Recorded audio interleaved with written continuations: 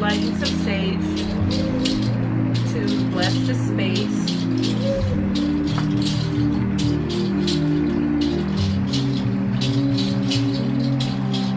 Bless the space. The spirit of my ancestors here.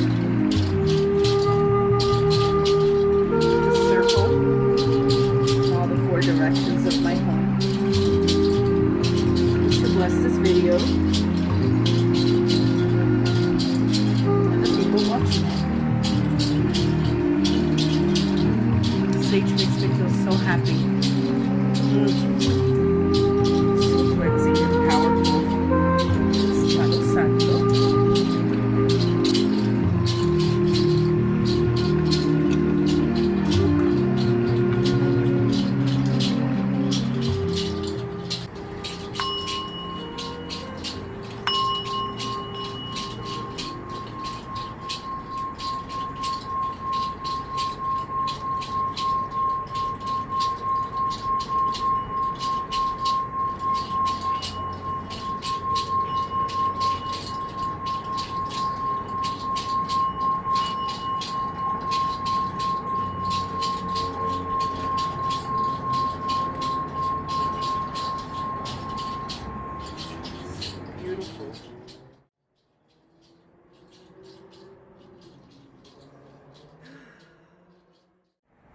Hello, my name is Ana Guadalupe Aviles, and I am a mental health practitioner.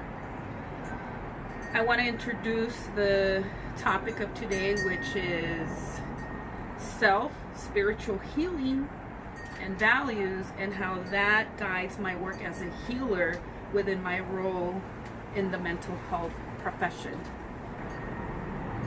I engage in these traditional spiritual practices so that I can be balanced and so that I can be present when I'm out in the community or in Zoom per se, as that's how I'm conducting therapy sessions right now.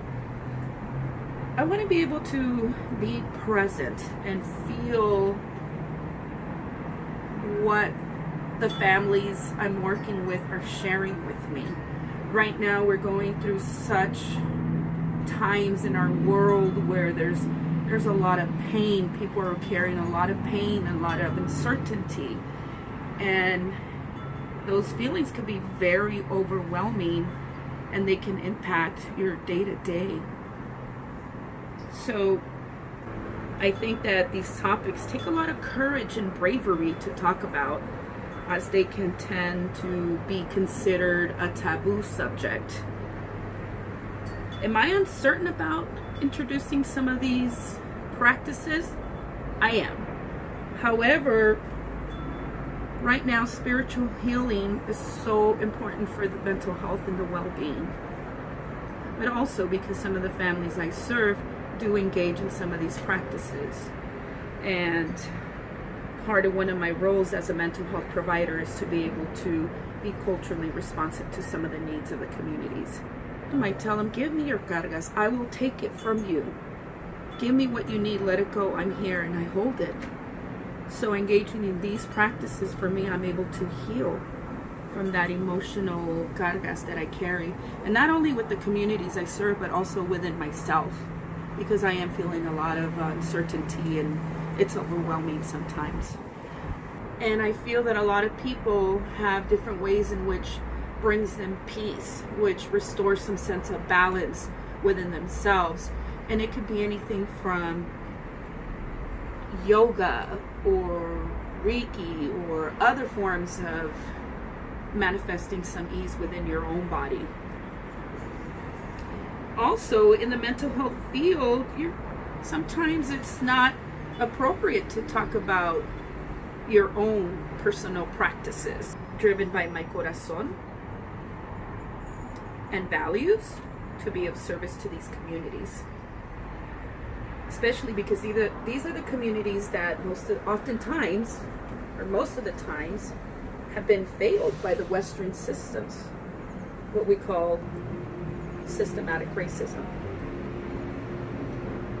I wholeheartedly believe that it is my duty to service to heal those with wounded spirits, to serve, to help restore a sense of balance and harmony and healing.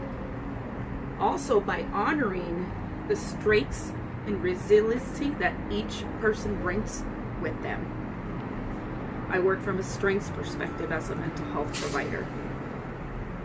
I honor what families and children already bring with them. That also guides my work, the treatment that I'm going to provide children and families with. As social workers, we're committed to be of service to others. We're committed to address social injustices.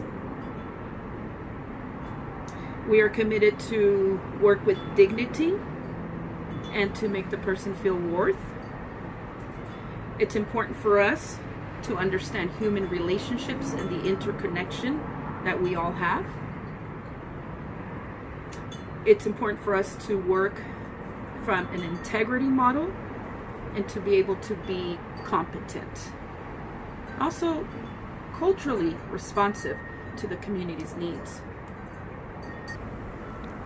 So I want to talk about curanderismo and the meaning of curanderismo.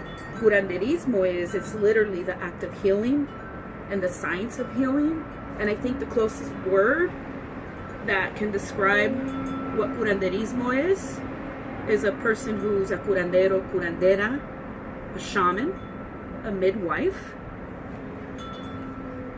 Curanderismo is an ancient, holistic, traditional healing practice rooted in MesoAmerican pre-Columbian medicine and psychology. In ancient times, it involved and continues to involve the work of the stars. Today we have stargazers, observation of the seasons, and the metaphysical changes in the environment, which are applied in effective methods and strategies for healing. Methods such as the cultivation of plants. For instance, you have sage. I use sage in the beginning of our video to open up space and to bless the space. So methods such as the perfect cultivation of growing plants, herbs like rue, rosemary, spearmint, sage, basil, copal, frankincense, lavender. These have been traditionally used in cleansing various ailments such as mal de ojo, what could be considered today PTSD. Within our communities, some families may share that they've had an ataque de nervios, which is translated to anxiety. Some of these plants could be have traditionally been used for cleansing in different ways, such as smudging. Sage, I wanted to share that sage has been scientifically proven that it helps to decrease depression and to also cleanse the air. During COVID, it's been really difficult to find sage. Sage is not supposed to be bought, by the way. I know that you can order it in places like Amazon or buy it at Whole Foods. However, sage should be something that is gifted to you or traded. And this is my last gift that I got from a dear artist friend. And this is cedar. I trade it with another artist. It's important to know where your sage is coming from, because people's energies could be in this plants.